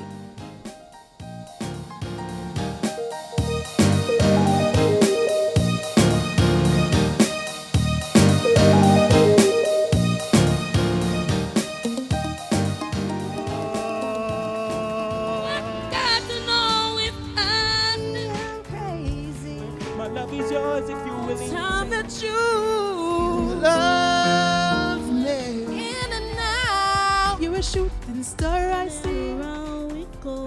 Que por ti yo sentí. Was cat in every ocean. Took more than that. Make you love me. This man loves. You know exactly who you could be. I wanna taste. You're crazy now. Don't tell me that. Sky, yeah, watch the lightning around and around me. Yeah. I want you to stay. I changed you. I was smile upon my Jolene, Jolene. Never been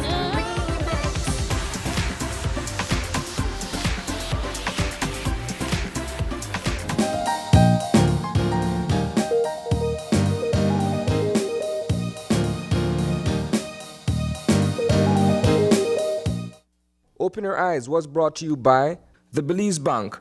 Our country, your bank.